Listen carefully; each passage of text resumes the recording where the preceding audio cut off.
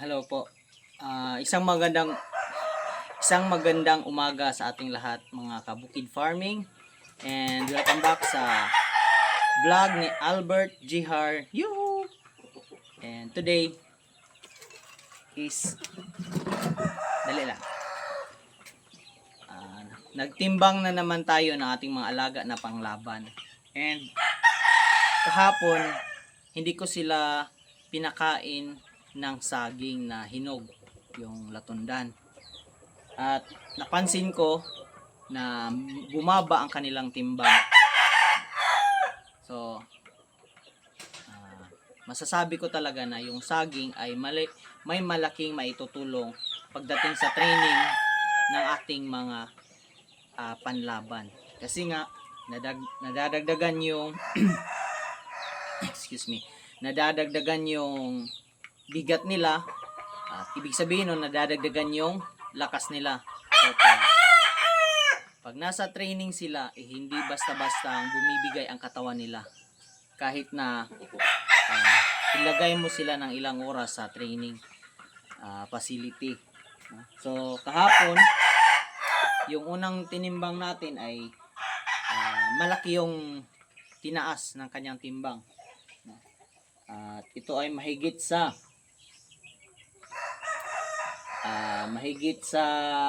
30, no?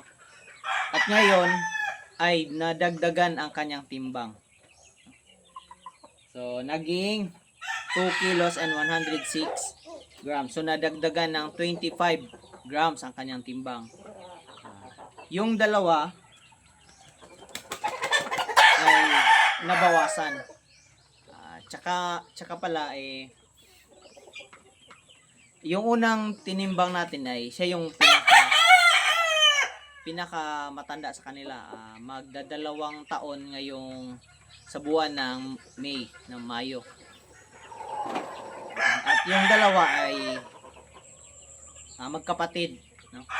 So yung magkapatid nabawasan ang kanilang timbang. Yung isa nabawasan ng 40 grams at yung isa nabawasan din ng 30 grams.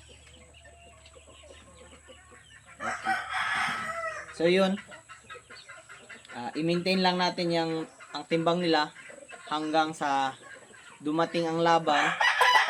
Kung pwede pa nga mas bumaba pa yung timbang nila para maganda yung kondisyon nila. Malaki yung katawan, magaan ang timbang.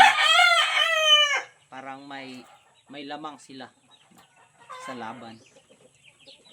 And yun lang.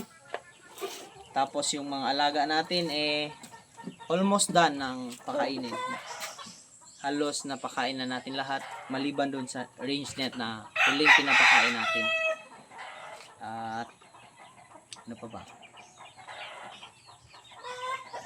May nahiram pala akong nung linggo, nung naglaban tayo sa ating mga alaga, may isang brotherhood natin, si Brad Palong. Pinahiram niya ako ng broodcock, no? Pwede pang breeding kasi nga maganda ang record, no, ng manok na to. At ang kulay po ay talisayin. Nagpaplano ako mag-breeding ulit gamit ang broodcock na talisayin. At sana dumami yung alaga natin na may lahing magandang panalo, no? So ito yung broodcock.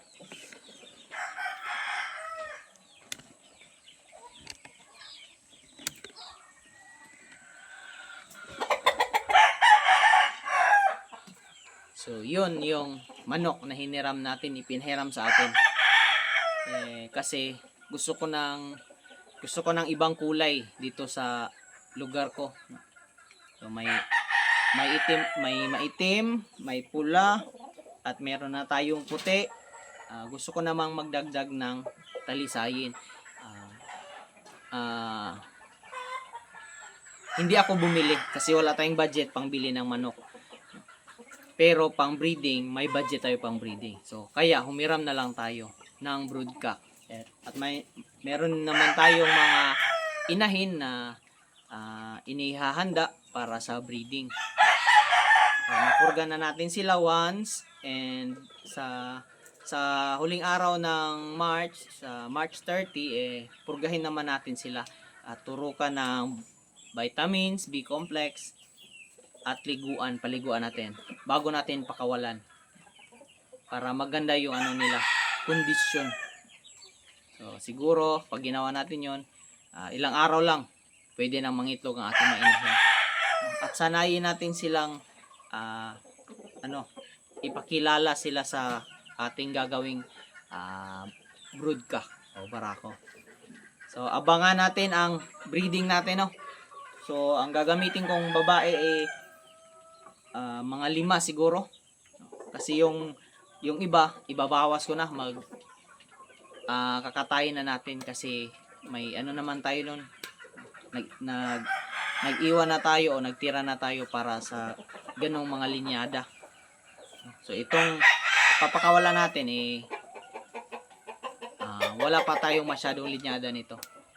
So yung gagamitin natin, sana, I hope and I pray na dumami sila. So yun lang mga ka-BF. Maraming salamat sa inyong suporta. Please like and subscribe sa ating YouTube channel, no, para maabangan nyo ang mga kaganapan sa ating bukid farming, no, especially sa paparating na laban ng ating mga alagang manok. Ito sila.